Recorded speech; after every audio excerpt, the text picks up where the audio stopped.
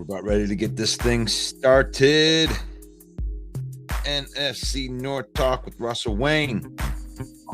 Please subscribe to the YouTube channel. Get this out there. NFC North Football Talk with Russell Wayne every morning. 11 a.m. Eastern Time.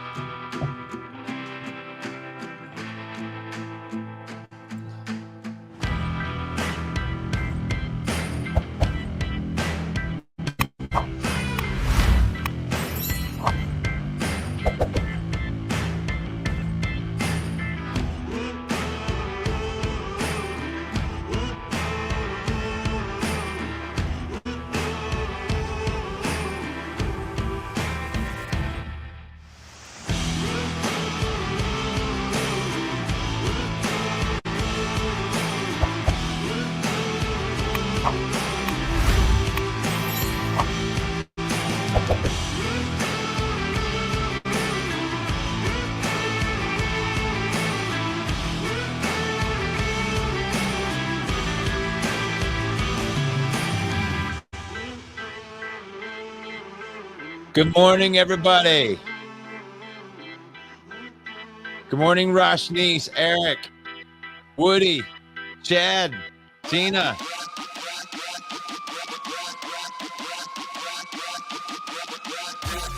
Right now, I'm throwing the YouTube link into all of the spots. We'd definitely rather you watch it from the YouTube.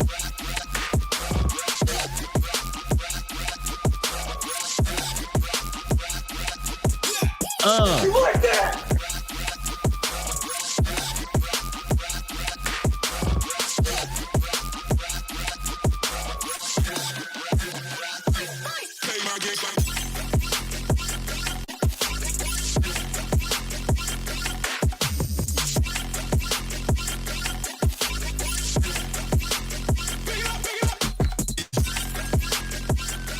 Yeah, what is going on, ladies and gentlemen? Welcome one, welcome all. It is the NFC North Talk with your host, Russell Wayne. You know what? I forgot to send Mike the link, so I'm going to do that right now. But I appreciate anybody that is going over to the YouTube channel to watch us. Thank you for subscribing on YouTube. Thank you for following the YouTube page or following our Facebook page as well. I can't even talk this morning.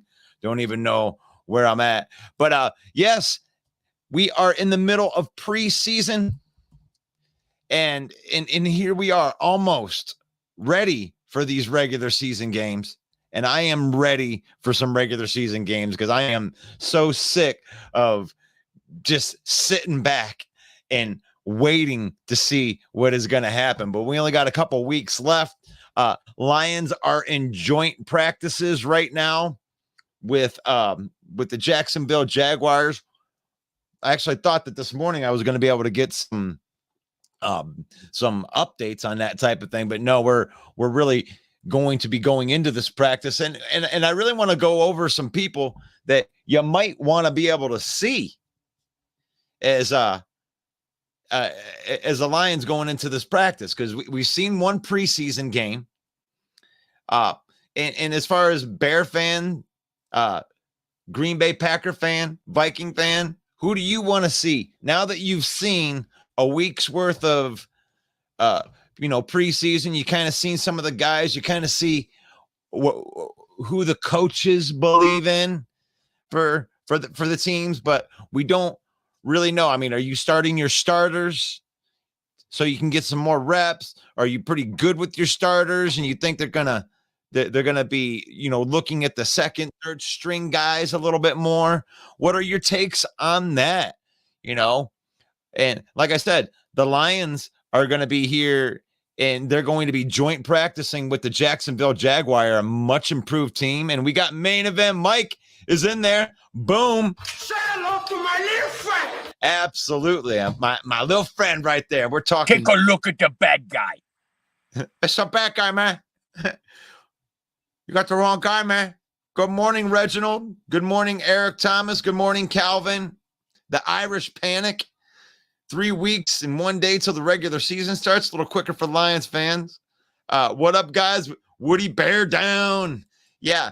I was just starting a little bit with, we don't have any joint practices for Jacksonville yet. I thought we would already have a practice in the books. I think it's kind of happening right now. There may be some stuff that's coming out, but I'm looking at this article that was put out by of course, now it decides that it's going to refresh while I look at it. Awesome.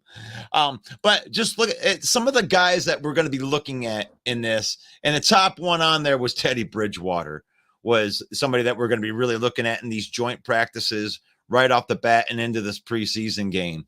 So we got Teddy B. We got Teddy B. What do you think about that? Teddy Two Gloves. Teddy Two Gloves. I might as well just go through the list right here. He lists 6 people, and this is Jeremy Risden, or Jeff Risden, or not Jeremy Risden, Jeff Risden of Lions Wire, and he says Teddy Bridgewater, Levi Onwuzurike, Starling Thomas, kicker Riley Patterson, Holly Lodi Pudi Vaitai, and James Houston as his list of people that he's really going to be looking at in the joint practices. What do you think about some of those names? Interesting. I think he listed each one of those names for a different reason, right? Riley Patterson will be kicking against his old team. That's going to be, they're going to see how he handles that kind of pressure. Vaitai and Anzariki obviously coming back from injuries, seeing how they're play. I got to imagine that's why he wants to take a closer look at those guys. Now, Vaitai, I'm excited about having him back on the line. If he can return to 2021 form, we are in for a treat on the offensive line with all five of those studs together. And who is the other one? Oh, James Houston. James Houston obviously solidifies his place on this team. The question is, where is that place going to be?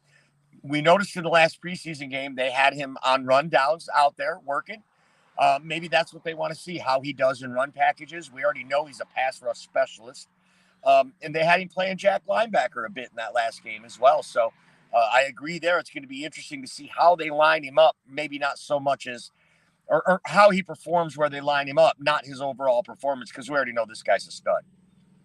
Yeah, I was actually listening to Pride of Detroit the other day, and they had talked about how James Houston may not have a as clear path to this roster as we had thought, because his direct competition is Julian Okwara, and I do think that he's quite a bit ahead of Julian Okwara, but that speaks to the depth of our defensive line when it comes to that with Julian and Romeo.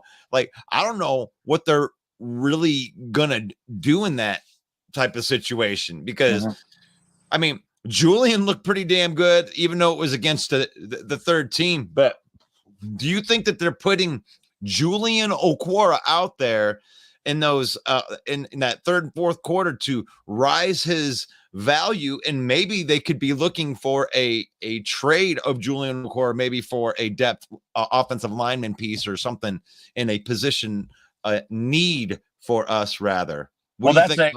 That's an interesting scenario. I think, to me, it would be more like Julian Okwara is much bigger than James Houston, right? He's a bigger guy. In this league, it comes down to matchups. And I think against certain teams, having Okwara's size out there on the edge is going to be, a real positive for the Lions. And then there's other teams where Houston's going to match up well because he gets so low around the edge, good bend, and tackles that have a hard time with that move are going to have a hard time with James Houston, a la the Jacksonville Jaguars. If we remember last year, James Houston got around the edge on Trevor Lawrence and made one of the most dynamic sacks of the year for the Detroit Lions. So it will be interesting to see that competition. Or maybe there is no competition. Maybe Aaron Glenn knows exactly how he wants to use these guys in matchup situations. Did your screen freeze? Blink, dude. Oh, guess not. I guess the screen froze. Well, if everyone can see me, I can keep talking. I could do my Blow Pack Blow song. You guys want to hear Blow Pack Blow? Put your comments in. It's Russell Wayne, NFC North Talk with Russell Wayne. Put your comments or your questions in. Russ would love to hear them, and I would too. And you can join me every Monday night at 7 p.m. Eastern Time for the NFC North Open Mic Night. Bring your thick skin, leave your feelings at the door, because we're talking trash with all four fan bases from the NFC North. And this Thursday, August 17th, it's the relaunch of the Main Event Podcast Show. You can find that anywhere where you get your podcasts. It's the Main Event, MANE.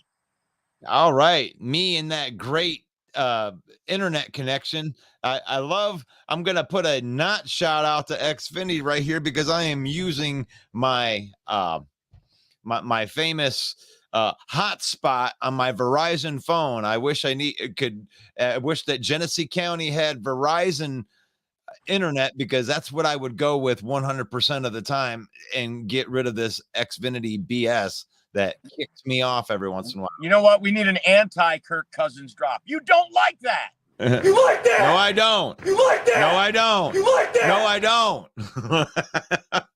So I apologize for that. I noticed that we went down some viewers. Now they popped right back up because I have that kind of power, right? But I don't know where I cut out. I just saw the little swooshy thing, and I just started making moves. I was looking at the schedule, Russ. The NFL schedule's got some real intriguing matchups this year. These scheduler makers, man, we talked about it last year, how they were so creative with the schedule. And it's just weird the way things have worked out. You've got Jamal Williams coming back in to play Green Bay and Detroit. Nice revenge factor there. You've got my favorite, though, is the newly signed Ezekiel Elliott, week 4 with the Patriots. They come into Dallas. Can you imagine what that's going to be like when Ezekiel Elliott comes back to Dallas? I'm sure they'll put a big montage on that giant screen, right? A big memorial tribute to him. And they'll give him a standing ovation, I'm sure, when he comes back into AT&T Stadium.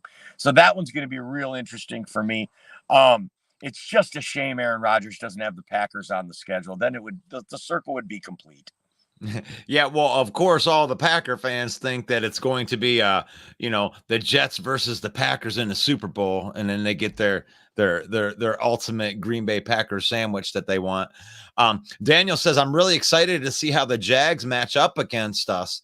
And he said but it's probably us, and it really is. They got some very good wide receivers that are quick, that are going to test that secondary of ours. I'd like to definitely love to see how Brian Branch is going to match up against some of those really quick guys like Christian Kirk coming out of the slot.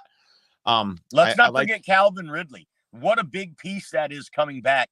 Looking at some of the highlights they've been putting out of training camp, he looks lean, he looks fast, and if he returns to form with Zay Jones, Christian Kirk, and if the old Calvin Ridley is back, that's pretty formidable trio of wide receivers there. They don't have much depth after that. I think Laviska Shenault maybe down the line in the wide receiver room, but they also have Evan Ingram, who just signed a big contract, coming off his best year at tight end.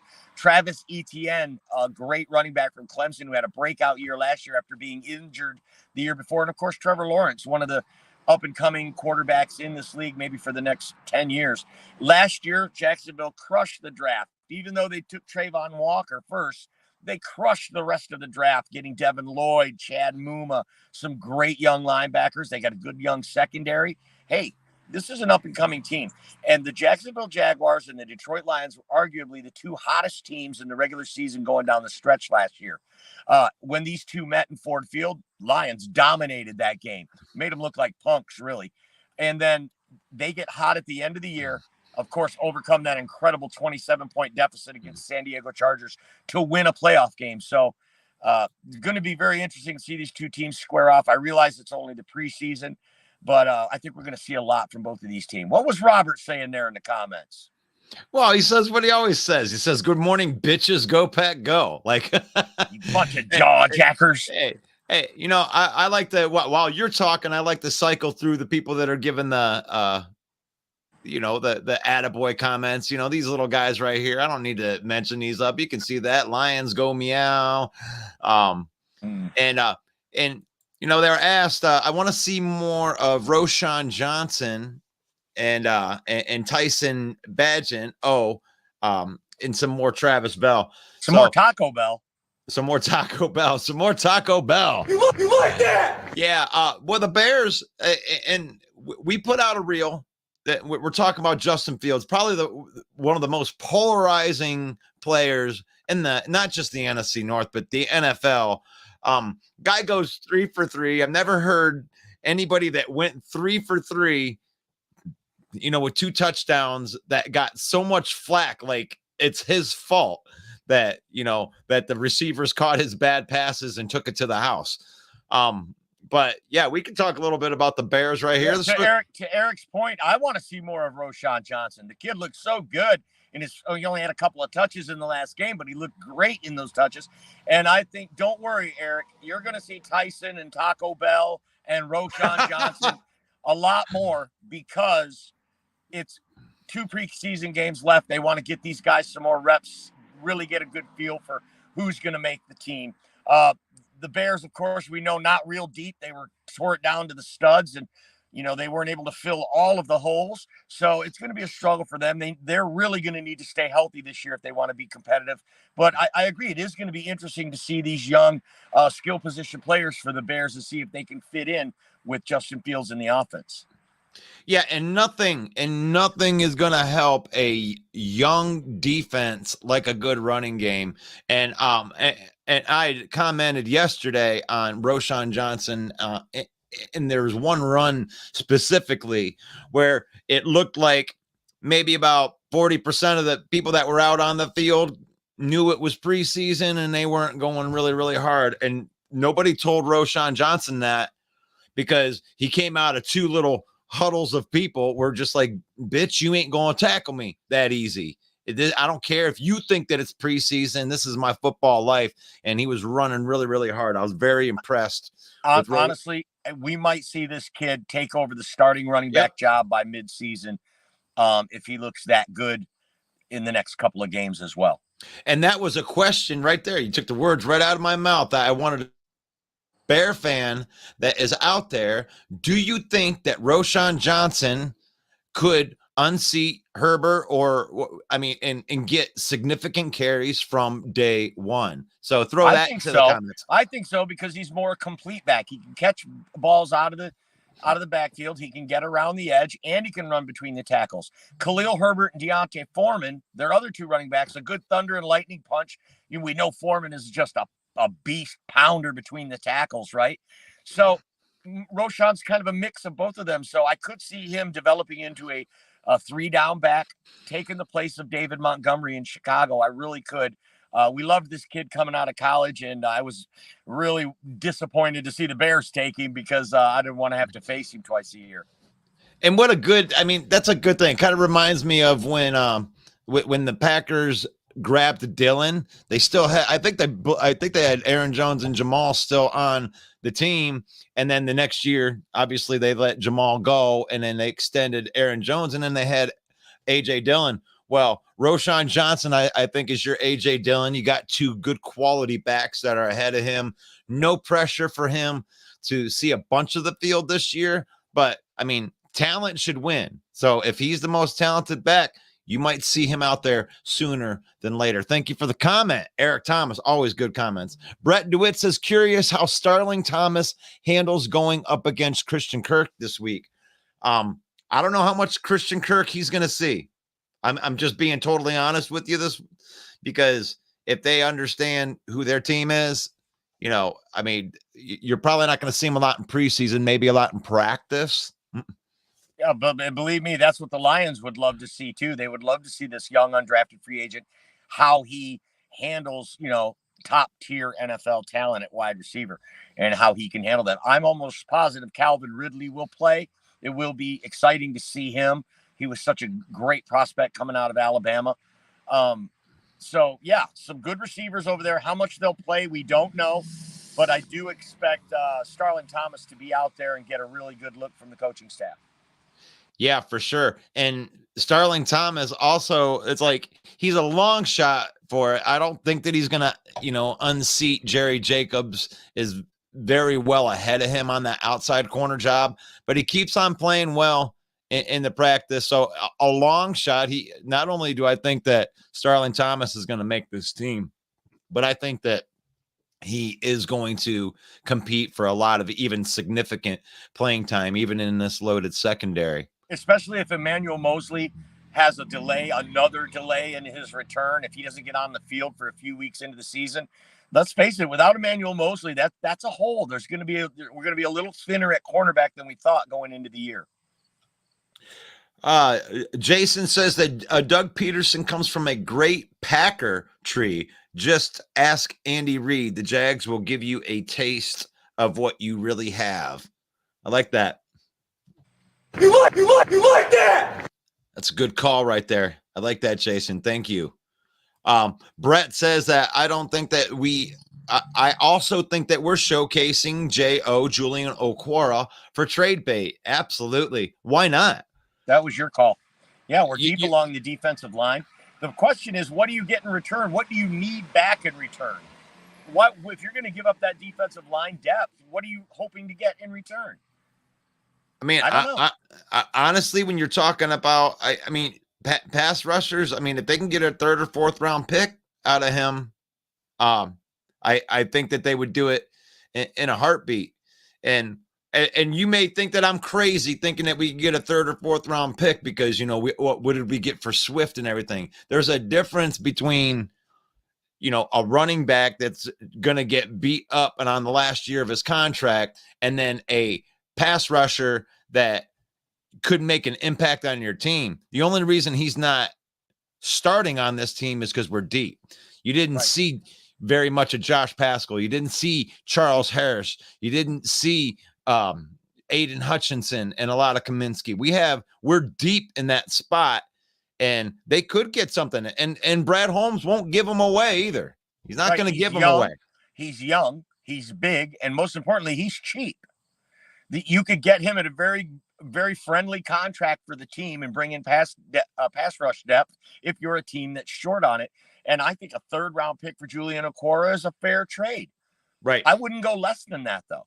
I wouldn't go less than a DeAndre Swift 5th round pick. That's too low for a quality, like you said. Big difference between a running back and a pass rusher, especially a young, talented, big pass rusher like Julian Okwara. And then more importantly, for the schematics of it, is a pass rusher that can provide you value at a discount, at a bag of chips. He isn't going to cost them anything against the cap this year if somebody were to take him on. And that's why he's more valuable at this point, because you can see what you have, and it doesn't cost you cap money. It doesn't cost you, you know, he's obviously going to rep ahead of your 3rd and 4th stringers that's in there. So I like that call right there, and having him go out there, get 3 sacks. I mean, he might be able to fleece somebody. If I were the Lions, though, I would not trade Julian Okwara. That defensive line depth is so important, especially when you get into the later 3rd of the season and guys are wore down. And if you're still rotating 7 guys on the defensive line, you're in great shape. Giving me a hard time again. We'll see. If you guys can't hear me, make sure that you throw that in the comments. I'll throw that down in. I think that you just cut out for a minute right there, but just in case, let me know so I'm not just talking here. Everybody's sleeping on us for real. When you say us, it's funny because this is an NFC North, so I just assume that you're talking about the Lions. So yeah, now you're probably talking about the Vikings. Everybody's sleeping on the Vikings. I agree with that. I mean, this is a powerful offense in Minnesota, very powerful offense. And after watching the Netflix quarterback series, I'm a huge Kirk Cousins fan now. Not just of his skills. We've always known that he was a good, solid quarterback, but just as a person, I root for this guy now. I hope he throws for 400 yards a game and they lose every one of them. My friend Chad jumps in right here, and he says, I like the Lions playing Super Bowl champion KC in KC. I think we slip out with the win. Calling for the win. You like that? Playoffs? Yeah. I like the test of the metal right out of the gate. I'm glad Chad brought that up, because that was something that was tinkering around in my brain, was week 1. How interesting is week 1? Of course, we've already talked at length about the Chicago Bears and Green Bay Packers in week 1. It's going to be a super interesting matchup coming right out of the gate. 2 young quarterbacks. Who's going to establish themselves as 1-0 and who's going to be 0-1? That's huge. Lions, of course, like Chad says, plays KC, defending Super Bowl champions in week 1. They are a 7-point underdog currently for the Vegas odds. So to slip out with a win, Chad, that would absolutely constitute an upset. And then you look at the Minnesota Vikings in week 1. They get the Creamsicle Pirates down in Tampa, and that team's in quite disarray. They still have a great defense, though. Don't be surprised if Baker Mayfield pulls a rabbit out of his hat, the defense plays good, and they beat the Minnesota Vikings in week 1. So Eric Thomas jumps right in here and says 42 yards with 4 broken tackles. He's pushing for the RB starting job. I wasn't impressed with Foreman. So Eric Thomas gives a glowing endorsement for Roschon Johnson right there. But in D'Onta Foreman's defense, he's a notoriously slow starter in the NFL. That's one of the knocks on him, is that he starts slow. But last year for the Carolina Panthers, he was absolutely a battering ram in the second half of the season for them, and ended up having a real nice season and got himself a nice contract in Chicago as a result. And no matter what Roschon Johnson does, there's always going to be room. There's always going to be a place for a guy like D'Onta Foreman, who can give you a cannonball, wrecking ball at the goal line, right? Take some of that pressure off of Justin Fields to get the ball in the end zone in short yardage. I think D'Onta Foreman has a solid spot on this team for Chicago, even if it's not as the starting RB1. Yeah, I love that. I love that take. And then Woody comes in here, and I'm sure he'll be in here a little bit later. If Peterman outplayed PJ Walker this week, Peterman may be our backup. You like that? I like that Peterman call. looked good in the preseason game. He looked better than PJ Walker, but PJ Walker's a gamer, buddy. He's a gamer. And coaches love this guy because of his moxie. He's got those things that you can't coach. He's worked his way up from the USFL. He's a real success story. You look at what he did in Carolina last year, made him, he extended his career last year by playing. He played himself into a contract in Chicago. I think he's going to be the solid backup. Nathan Peterman also had, I think, 2 interceptions in that game. So while some of his throws look good, he wasn't accurate enough against second string secondaries. Well, I'd have to agree with that, but nobody cares what we think. So what we want to know what Bear fan thinks in the comment. I mean, do you believe, as Bear fan, do you believe that Peterman has a chance to win the backup starting job over PJ Walker? In the comments, that would be the place to do that. Oh, that's our buddy Woody, isn't it? Woody from Toy Story. Brett comes in and says Roschon Johnson is a dog. And then Calvin, one of our Lion fan faithful, says, interesting to see who gets out of the NFL after the last preseason game and who we might just pick up. Mm-hmm. And when you're considering those things, you're looking at who's the deepest teams in the league, right? Who's guy that wasn't good enough to make the 53-man roster is good enough to make it on another roster somewhere else. And some of these teams around the league are going to be licking their chops for that, to see who gets cast off and where they can make their team better. And to Calvin's point, the Detroit Lions are probably going to be one of those teams to pick up a gem, because Brad Holmes already has his ear to the ground on this one. Very, very nice. Thank you for the comment, Calvin. And Bear Down Mike says Johnson can definitely take that starting role. Thank you for answering that. John Wicks says loaded secondary. You must be talking about the Lions. And if you're laughing at that, then you obviously don't know anything about the Lions right there. We're talking about undrafted free agents pushing guys that shut down your guys last year. So I don't know what to tell you. And did you hear Justin Jefferson's comments about Jair Alexander? Someone asked him about Jair shutting him down, and he just laughed and said, well, I had 180 yards against him in one game. So I don't know how you think I'm being shut down by a guy when I give up he gives up 180 receiving yards to Justin Jefferson. So that is going to be a real battle between the Vikings and the Packers, an already fierce rivalry. There's an individual rivalry now brewing with Jair Alexander and Justin Jefferson. It's who can do the stupid gritty dance the best. So it's going to be interesting, those two games, watching those two go against each other, a couple of Pro Bowlers who clearly do not like each other. Oh, that's great, because that was one of the segments that I was going to bring up in here. Let's talk a little bit about this. Justin Jefferson, in fact, read the quotes for one. Here, I'm here on it looks like SIFanNation.com, and I said all week it was a fluke that Alexander told Briscoe and Justin's monster game in week 1, and that's all it was. It was just fun. And then he snapped back and Jefferson snapped back, said that was just him talking. No one really worried about him. They had their intentions to really take me out of the game. Everything that day was to take me out of the game. To me, not touching the ball and really took me out of that game. At that point in the season, we had already solidified the playoffs. We had already won the division, and I didn't even play the whole game. But you can't call that 180-yarder a fluke, because that's not a fluke. You can't just walk up on 180 yards right there. And honestly, I'm on Justin Jefferson's side with that. Like, you're going to call 180-yard torching a fluke? You got torched for 180 yards, Alexander, any way you slice it up.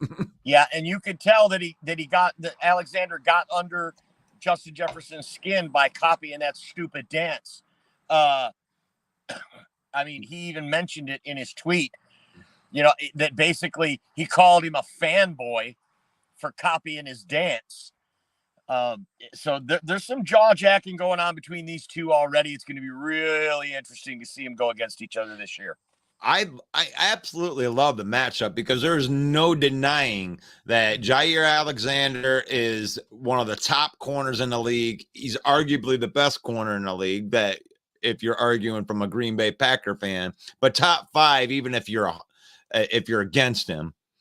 And Justin Jefferson is known as the best wide receiver. So that's Ollie Foreman right there. Every single time they match up, let's go. Let's throw some haymakers. The Bears and the Packers hate each other. The Vikings and the Packers hate each other. Lions don't get hated on a lot because we've been beat on so many times. So yeah, we need to get hated. Relish the day when who is the Lions' biggest rival? The refs? The Zebras? That's our biggest rival. Stop playing with us. I mean, nobody really considers the Detroit Lions a rival. We're going to bite a kneecap off. So once we keep on owning these teams, if we can keep this streak alive for the next few years, maybe we can get some sort of respect that way. You've had enough of that shit. Yeah, we have. And it's really funny when we get the biggest knock on us, people that says we haven't won anything, we need to shut up until we win something. And we're not going to shut up. We're going to be happy, and we're going to love our team and think our team is going to kick your team's ass. That's what football fanning is about.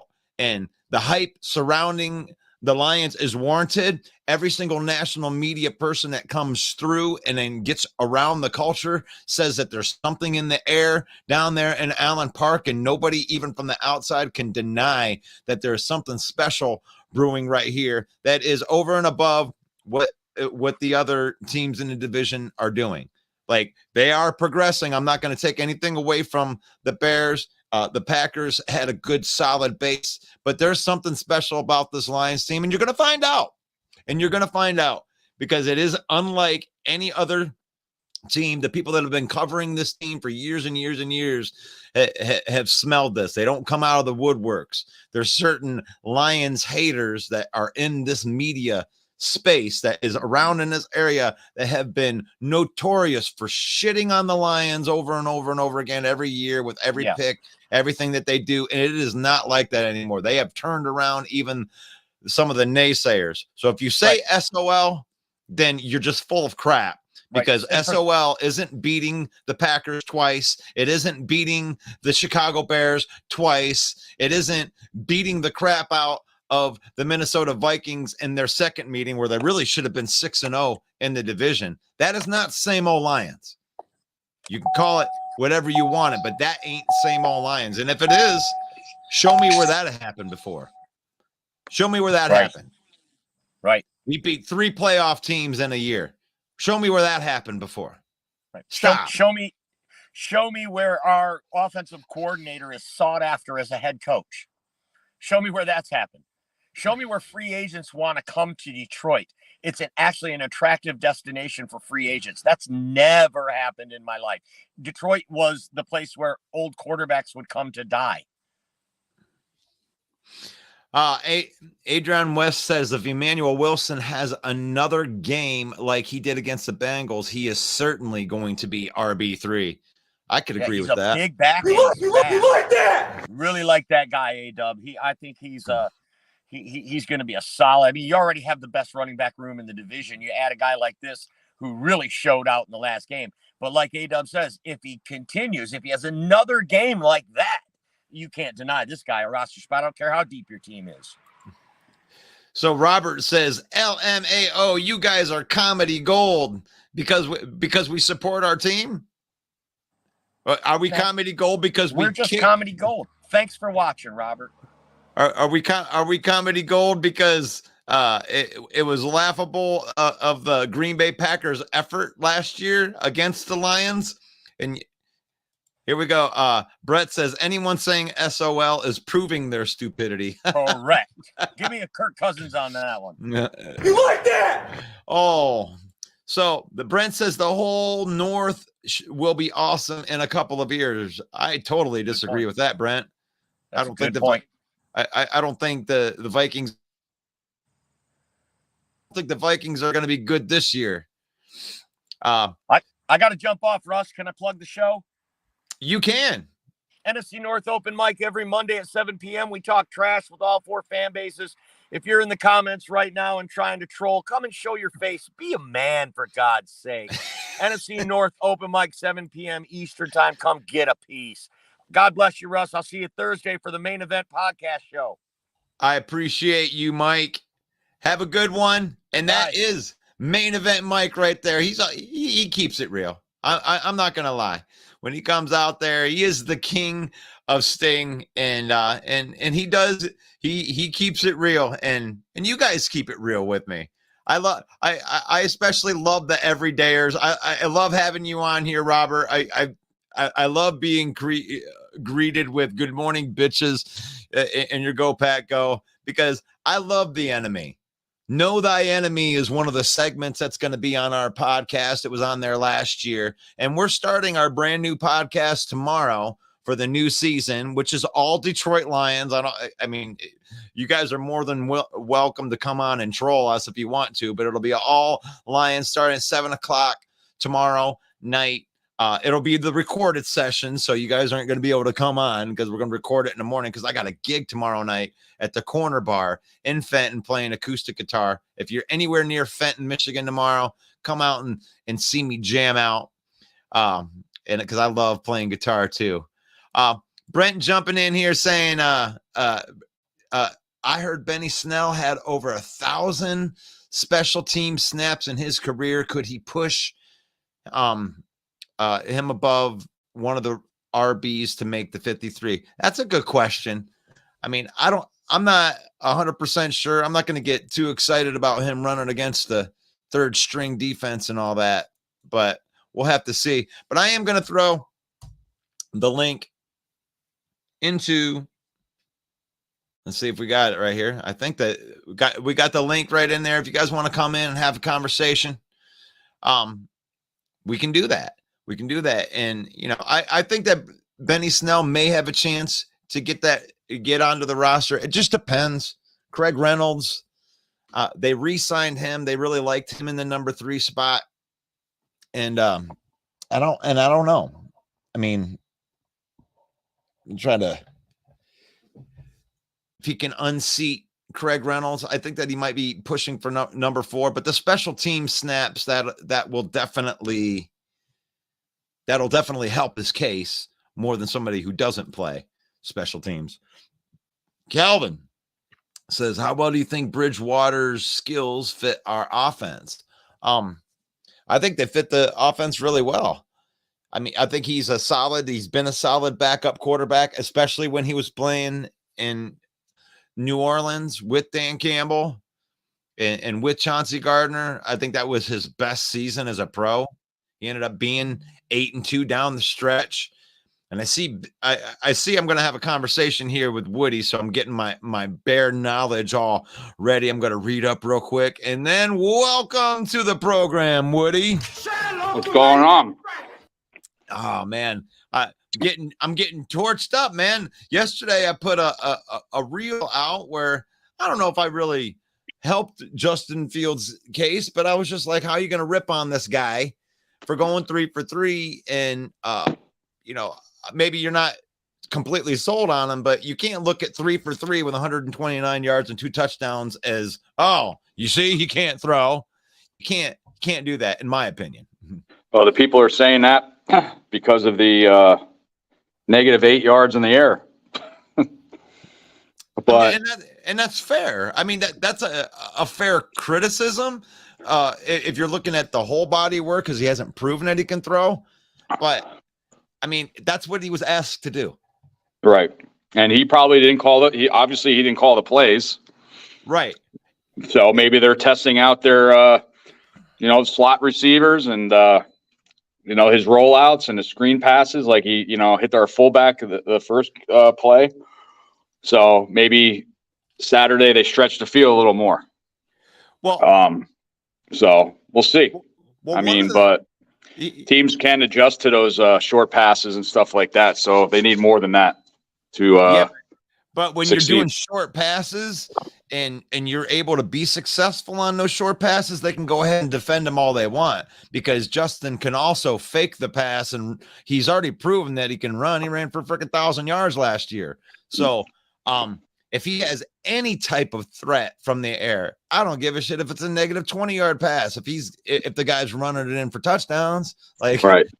I came onto this show about 6 months ago when they made that trade right before the draft and they got DJ Moore. I said, he's a bona fide number 1 wide receiver. He is going to make a bad quarterback good.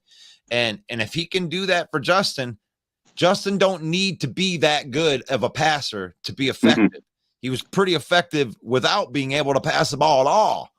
So if he's below average at passing, which, 3 for 3 for -9 yards in the air is below average. If your guys can take it to the house, who gives a shit? Right. And like I said, when Herbert scored his touchdown, I was impressed how fast Cody Whitehair got out there and made the blocks for him to go. So it's some, work from the offensive line, but it looks like they're gelling so far, but it's only, first preseason game, but hopefully we roll that over to the regular season. So we'll see what happens. Well, we got some people waiting in the back. I'm going to bring them in one at a time. But first, I want to welcome Jason to the program. What's up? How you doing, guys? How you doing, sir? Good. Just remind the audience who you're representing, so I don't have to. The Packers. Okay, so we got a Packer fan, and I'm going to bring in Rob, and you do the same thing. Welcome to the program, Rob. Say hello to my little friend. What's up, guys? How you doing, sir? Go. Yeah, and I can see what you got going on in the background. So we got Bears, Lions, and Packers. Of course, the Minnesota Vikings in witness protection. You like that? They know what's going on. They know they're going to be at the bottom of the division, on the bottom of the footprint, going 0-6 in the division. So 2 easy wins for the Packers this year. How are you feeling about that, Rob? I think we're gonna at least go 5-1 in the division. Wow. We're gonna sweep the Bears, the Vikings, and maybe split with you guys, but I'm not giving that one up yet either. So you're feeling pretty good about Jordan Love, his performance. You like that? Yeah, no, it's not only Jordan. It's not just Jordan Love, man. It's everybody keeps focusing on him. He's just one player. There's 11 guys on the team, man, to play in that position. On that side of the ball. Aaron Jones. We got great running backs. We got our wide receivers are all young, but they're all looking very, very, very possibly good wide receivers. You guys should all be worried. If we got that kind of speed going up against us twice a year, you should be worried. Well, I mean, we got plenty of speed too. But yeah, speed doesn't always. Look, it was on display. More. Everybody. Look, that's how you play the game. You throw a short pass, the guy breaks free and gets down the field. That's just how it is. Okay. Now, is that sustainable all year for you guys to throw in the backfield and expect to, win, the division or something? I don't think that's going to happen. Oh, I didn't say. I didn't. Oh, no. I understand, everybody's hyping on Fields. Fields didn't help his case none by not throwing the ball past the line of scrimmage. Well, like I said before, he didn't call the plays. They might have been screen passes. I understand. And even if that was a screen pass, he blew the coverage out. He left his blockers. He left the defense. He left everybody. And I don't blame him. The spot was there. The shot was there. Take it. Go. And he showed his speed. I mean, Well, Herbert did too. And I think that the biggest thing with this is he was 3 for 3, but then the coaching staff pulled him out because I don't think that they want to show much of that. They don't want to show what he could do if he decides to not throw the screen pass and just tuck it and run, because that's the defense to that. Oh, you want to go out and over defend that? Well, watch this. You already know that the dude can run the football. So he needed to have something. Like last year, there was no threat. Everybody just sold out, put a spy on him, and then it was done. Any good defense was able to defend him. But if he even has just a little bit of a playmaker out there, and Herbert and DJ Moore are that's who they are. I can make a bad quarterback look okay, and so far, that's what you want. Pull them out. But I still wanted them to. Or have a play for Justin Fields to throw to a tight end across the middle, have a slant pass. Well, we know he can do that. I mean, he made his bones off Komet last year throwing that little short 8-yard pass all over the place. See it? Do you want to see it in preseason, or do you want them to bust it out when no one's ever seen it when they get into the regular season game? Because that's the thing, is you don't want to show your hand. And I want him to bring his best game on week 1. That's what I want. I want to see his best game on week 1 because we're going to give him everything he can handle. Well, they don't trust him throwing more than fucking 2 yards. That's why they fucking give him screenplays. How'd you get in here, John Dorn? Say hello to my little friend. Welcome to the program, John Dorn. You're my favorite Green Bay Packer troll, dude. At this point, I love having you in the comments. I love that you don't pull any punches. You fan hard for the Green Bay Packers, and I love that part about you. I just don't like your choice of teams. But yeah, like with Justin Fields, I mean, he went out there, he did his job. That's, people give him shit about it. He did go out there, he did throw. It was a bad throw, but hey, DJ Moore made it look good, I guess. Hey, he's got wheels, man. The guy's got speed. There's nothing you can. Yeah, he does. But was he going against the second and third string fucking defense too? I mean.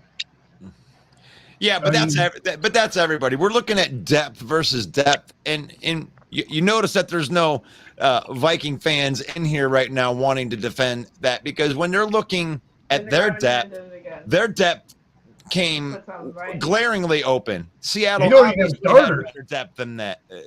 Yeah. Well, they have a decent starting position. You might be able to call it a decent starting, but if they get any type of injuries, they're done. Yeah. They're done. I'm not sold on Booth. I think Booth was a bust. And then Steen, I don't even like Steen, to tell you the truth. Yeah, they got it. They're going to take some beatings this year. Bears, I like their drafts. I like their draft picks. I do. Past 2 years actually, I like the draft, except that what Jed Jones, that punt returner Jones. Well, like I said, it's a 2-year process for Chicago right now. Yeah. So, like I said, that's why I said we're gonna our schedule. If our schedule was like hard, we would be 5 wins. No, that dude, he's on drugs right there. I got a question for you guys. Yeah, right. You guys will double your wins from last year. I mean, I said we're 7-10. That's the record I said since before the draft.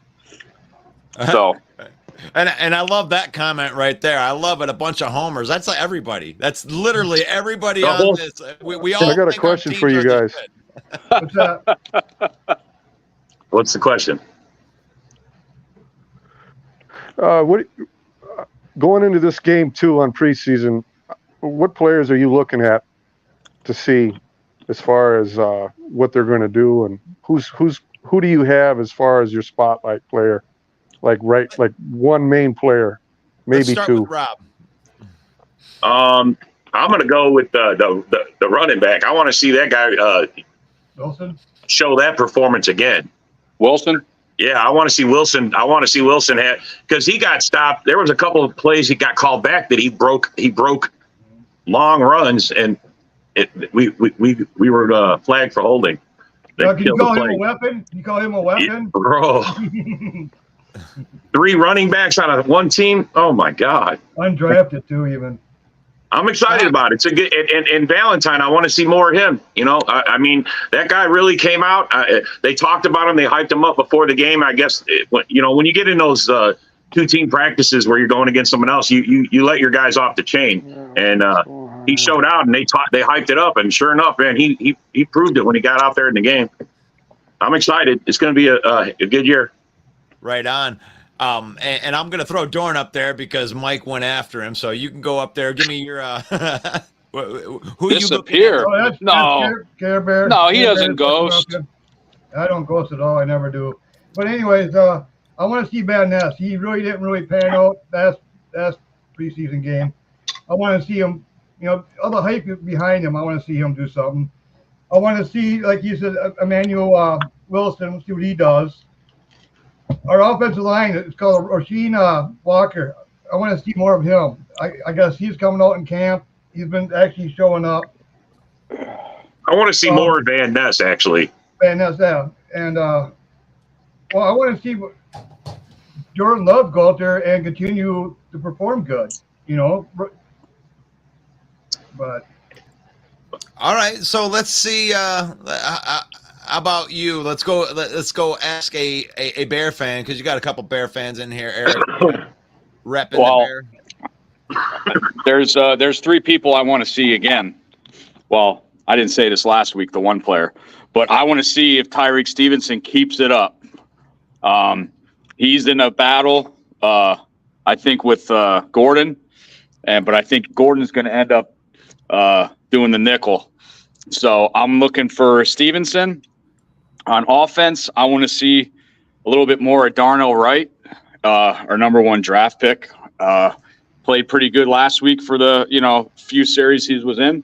So I want to see a little bit more of that. And I want to see Gibson again, because he impressed me last week, because I thought he was on the bubble because of our defensive line and our he was a player that actually did really well. Gibson was all over the field, and so was Stevenson. But I think Gibson has to do that all 3 preseason games. And the Bears just picked up Michael Walker from Atlanta, some more linebacker depth as well, and he had 107 tackles last year and 2 interceptions. So our linebackers and DBs are pretty solid, but I want to see Gibson, see him tear up again. I love it. And then we do have a brand new person, and finally, Jesus Christ, we got Skull in the house. Yeah, the Stoners went to hell. Minneapolis. But he's never afraid to come on here, even when all the other Skull fans are afraid to come on. Speaking of homers, that's what that is. Speaking of homers, they know that shit's nothing new. I saw Homer John Doran on. I said, shit, I can get away with saying anything this morning. Oh man, I thought you got on because of me. Come on. Oh, come on, Woody, you know we go back, man. So who are you looking at? Who's a big matchup for training camp this week? Who are you looking to see on the Minnesota Vikings in this preseason game? Oh, I need to see more of Ivan Pace Jr., man. He was flying around out there, man. He was out there handling some business. I mean, it wasn't exactly Jack Campbell type of business he was standing on, but hey, he was out there. He had about 4 or 5 tackles. I need to see Lewis Seen. I like to see him flying to the ball, but I need him to get a little lower. He's going to be getting us some penalties, man, for some headshots, bro. You got to realize he's not with the Georgia team anymore, man. You can't lay motherfuckers out like that anymore. I need some. I need to see some more run plays from our running back stable, like Ty Chandler, and I'd like to see a couple of carries to some of these other guys too, man. Because it's hard to gauge, with the offensive line that they give these guys out here, man. So the offensive line that they give these guys for preseason is horrible, man. It's hard to to gauge what stuff will be like in real live action. But those are the main few guys I want to see, man. And you guys are going to laugh at me for this, but I want them to give Jalen Reagor some more targets, man. He's finally catching the ball, man. He caught about 5 passes the last game, man. Maybe he might be a late bloomer, and because if he could be, he's really just a punt returner right now. But if he could find himself on this offense, he doesn't have to do much, but maybe a few 100 yards and a couple touchdowns this season, it would help, man. Well, you definitely have a ton of like undrafted free agents and some guys that you're looking for that don't have names, that have opportunities to make names for themselves. So I really appreciate that. Did we lose Jason again? Jason keeps on getting kicked out. I know. Oh, there you go. Hey, Jamez, does Addison still drive a Lamborghini? I'm not sure if he put it down. I'm pretty sure he still does. I don't know if he brought it back after that or what, but I don't know, man. He better drive it slower. I know that. Because they did show him riding in on an Uber for practice the other day. They probably mandated that for him. Smart guy. Mandated it. Lamborghini was probably just a rental. Smart shit. I mean, and then he got thinking where he was speeding at. Like, dude, you on a St. Paul highway at 3 a.m. He's probably the only goddamn car out there on a Wednesday. Hey, his dog was hurt. His dog wasn't feeling well. Yeah. You got to think. I would have did the same thing. Kneecap off. I mean, shit. He came up with the best thing he could at top of his head. I'm guessing. Goddamn, it could be true. It's just hard to tell. Oh my gosh. Hey, man, since you guys have been on here, Russell, earlier when you guys were talking about the Jair between JJ and Jair, look, that whole thing, the very first game, Jair Alexander wasn't on JJ. That's why he got 180 yards. I mean, he literally ran. True. I mean, we all know that. Our defensive Preston Smith was on him for a couple plays. That's why he ran roughshod all over us. Right. I'm not taking nothing away from what he did. 180 yards is an actual thing. But it wasn't on Jair. And then in game 2 when we played them, they put Jair strictly on JJ, and he shut him down. That's what happened. But you notice, though, ever since Alexander shut him down, he hasn't. But you guys got to understand this, too, man. Our defensive coordinator would not let him and shut JJ down, man. You got to have a nice safety over the top player of Minnesota on receiver. But like I said, if I was a Minnesota fan, I would be worried. Because without, Dalvin, they got rid of Dalvin Cook, and all they have is, Madison back there, and he's I don't think he's nowhere near Dalvin Cook when he's healthy. They're going to start double downing on Justin Jefferson. So you got to get these the other wide receivers in the play as well. I think Dalvin Cook, wide receivers, the tight ends, everybody. Every other person that could get a ball thrown to him needs to get involved. Whether it's Hockenson, Addison, KJ Osborne, all these other guys, and Kurt's got to make sure these other guys are ready to do that. He can't be staring Jefferson down as a safety blanket, bro. A few times last year he did that. He's like, he's not even looking for anybody else. He's like, I know where my guy is. Fuck everybody else. He can't do that, man. I said before that Osborne's probably your dark horse this year. So I'd watch out for him as well. Yeah, he's trying to prove himself. I think he's trying to get a nice contract. And Addison looks.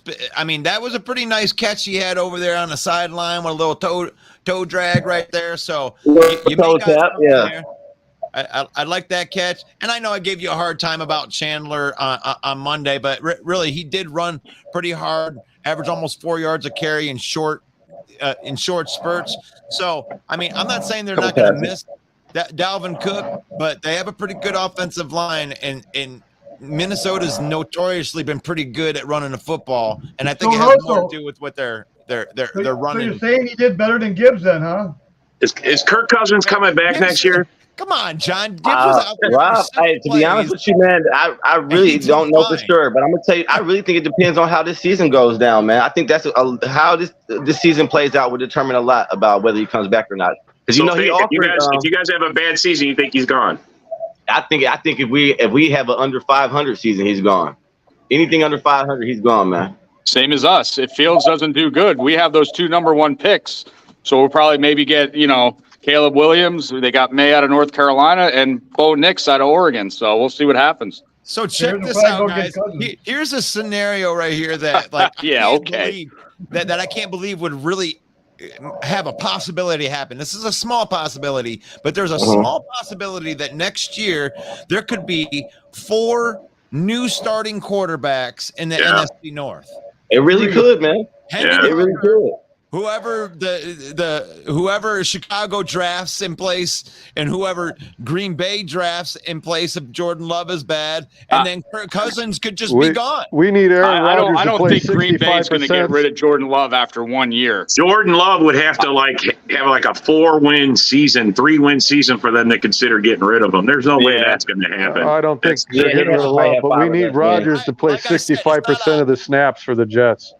Yeah, no, we need that. We But need that pick. That gives us Yeah. 2 first rounders but next year. if they end up going to the Super Bowl, that first round pick is like 32. I mean, Right. You know what I think Damn they near. do? Yeah, Damn but if near. you guys are Damn it. awful, it's a high pick, and it's good for Yeah. you. oh, because you hey, got a I'm not knocking the first round pick ever. What Packers need to do is trade Yeah, Bakhtiari You to can't the now, Jets, so we get the first and second pick next year, and we get a third the following year. He's not Can worth you the afford first to and lose second Bakhtiari round right pick. now?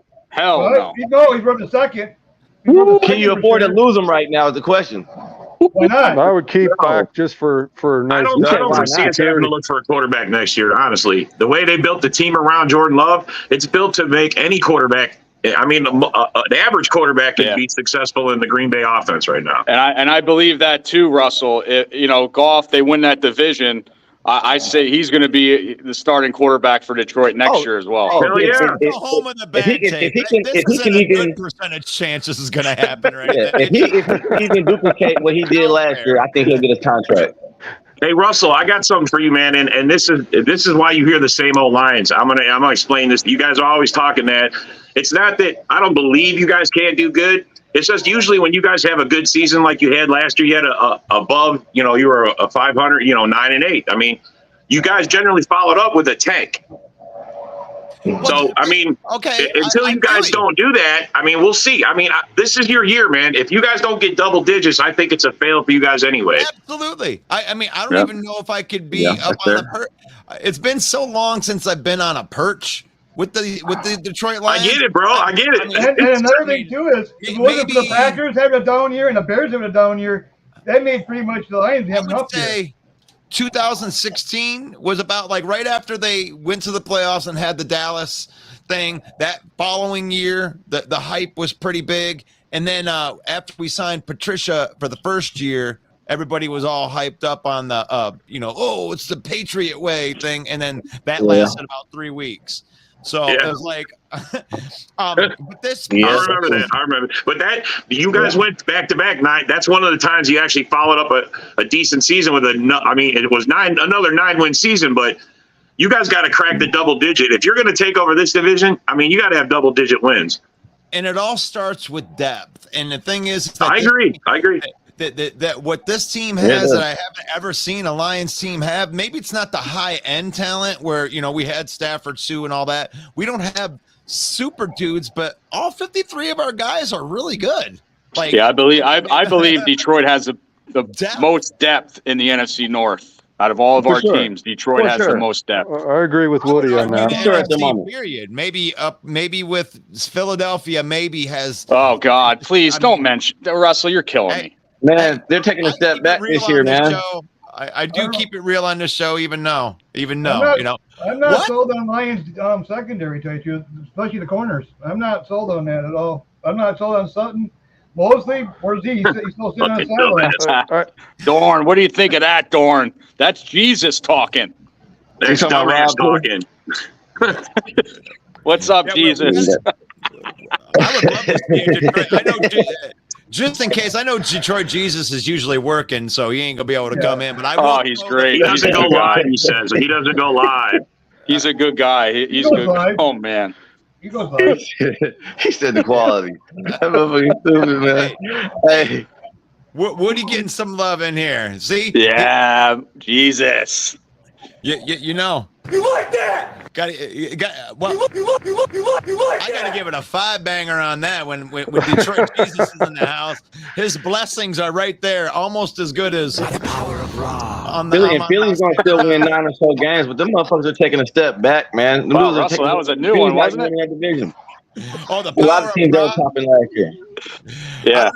I don't know if you've noticed, but the style when I'm making content and I throw stuff up, what I like to do is, let me see if I can find one that has Ra in there. See, you got Amon Ra. The little sun god in the corner. The sun god has to go in the corner of all my stuff because he's shining look down upon Look at us. N'Keal Harry. Oh, he's going to be a stud for Minnesota. Look at that. Hey, he made that catch over on the sidelines, man. I had to give him some love. When does he ever get to do it? Right there. There he is. Right there. Hey, I put the overachievers in there, like, you know, the Julian Okwara and Romeo Okwara getting some sacks in the fourth quarter against a couple of 4 sacks. I know I'm mixing it up a little bit. They sacked 2 dishwashers, a plumber, and a drywaller. They're union guys. That's right. They're going to get that. But this is what Rob is talking about right here. It's called PTSOL. We've coined this phrase here. It's post-traumatic same old Lions. So there's this feeling at the end of games that come into Lions fans. It's like right in this area right here. And it feels like, you know, Aaron Rodgers or whoever's got the ball is going to go down and triumphantly, you know, help us steal defeat from the jaws of victory once again. And so that's we'll just send our kicker in and we'll miss like 7 kicks. Yeah. a record amount of kicks that are missed, and then we still lose the game. Those are the types of things that happen where we hit a Hail Mary at the end of the game, like in Tennessee, and still lose the game. You mean that Justin Tucker 66-yard field goal? Is that what you're talking about? Oh, my God. That was unreal. Wow. That shit wasn't even supposed to stand either. What has happened to Lion fan over the year is unbelievable. Ghost face mask penalties that they make up on the drop of a dime. He caught the ball. He did the double doink. You know, I still think I they want to hear. You know how many NFC games we choked? You know how many NFC games in a row we choked? Man. I think we should have like 6 Super Bowls. Listen, the Sheagles paid Cody Parkey to double doink that shit. Gave some cash in the I actually felt bad for Chicago's defense on that field goal being missed because they did play really well. I punched 2 holes. I punched 2 holes in my wall. That's it. I believe it. That was rough. Ain't no way in hell you can miss something that bad. I think Blair Walsh would have made that field goal. The pressure's real, fellas. The pressure is real. I don't know about that one, buddy. Hey, that motherfucker. Hey, Woody, you've been waiting. You've been waiting for this. That motherfucker wouldn't even hit the iron. He wouldn't even hit nothing. You wouldn't even have a chance to go in there. You wouldn't even have the little split second of, man, that might go in. You wouldn't even got that. That was fucked up. They did to Blair Walsh, man. They ran him out of town, man. They put Blair Walsh's address on the goddamn internet. or remember the Buffalo Bills kicker, Greg No Good. You know, there you go. You know, the Lions lead the league in NFL history in league apologies. Bear fan killed on Robbie Goldberg. Yeah. It came right after that Justin kicker kick. Remember that they said the play should have never went on. They said that play because there was a dead ball that they didn't get it off in time to play before it. The Lions should have won that game. Absolutely. When the Bears made that field goal, you go back and you let me know if the Sheagles called that timeout in time. Bullshit. I guarantee I'm done. I'm done. Be some shit going on, man. I'm telling you. Yeah, we've had our fair share of losses in the playoffs. Vikings have got fucked so many times, it's not even funny. I don't even want to count the ways. Oh, man. I don't even want to talk about kickers, man. How about Jaquan Brisker? Wow. Great Penn State guy that is. Thanks, Russell. You know what? I feel you right here in my heart, dude. You run a good show, Russell. Thank you. It's hard to keep all of the egos in check, but we're all good. But I'm up against it right now, man. I absolutely love that we have 21 people on the horn right now while we're doing this. And this is an every morning thing. So I wanted to thank everybody that is on here. And I do want to put a shameless plug out to the YouTube channel right here. We're trying to get people over to the YouTube channel because it seems like it's a better experience for everybody in the comments and everything like that. I wanted to thank Detroit Lions Villain Squad, NFC North, Open Mike, Detroit Lions News, Mike the Bear fan, Bill the Packer fan. Like our stuff, share this video, help us get to more people because we love being able to do this every day. NFC North Football Talk with me, the host, Russell Wayne, and a bunch of these foul-mouthed immatures up here like Chavez, John Dorn, Rob's in the house, Woody. Peace Woody, out, gentlemen. Go ahead and give yourself a shameless plug right here while I throw the House Hall report up. All right, House of Hall report. Come join me, Mike the Bear fan, and Ken Doby. Wednesdays, 7:30 Central Standard Time, and Sundays, 11:30 Central Standard Times. Until the season starts, we're just doing Sundays, 11:30 Central Standard Time. So come join us. That is awesome. And obviously, like Bill the Packer fans got great Packer news. If you're a Packer head and you love your Green Bay Packers and you say go Pack go, get your Packer news, roster moves, breaking news and stuff like that. The Detroit Lions Main Event podcast is starting up again tomorrow. Is going to be the first episode for the season, officially out on Apple and all that stuff. You listen to it wherever you get your podcast, starting tomorrow. Follow the page. And each and every Monday night, we're doing this NFC North open mic. It's a little bit more R-rated. Main Event Mike, the king of Sting, is on there. He loves ripping on Packer fans and Viking fans and Bear fans, and he loves getting ripped on as well. And get your trash talks in. Make sure you like, share this content. Thank you very much for even watching us every single morning, 11 a.m. Eastern time, 10 a.m. Central time. God bless each and every one of you. Thank you very much for watching, and peace. Bear down. Go Pack, go! Go Pack, go! Go, motherfucker.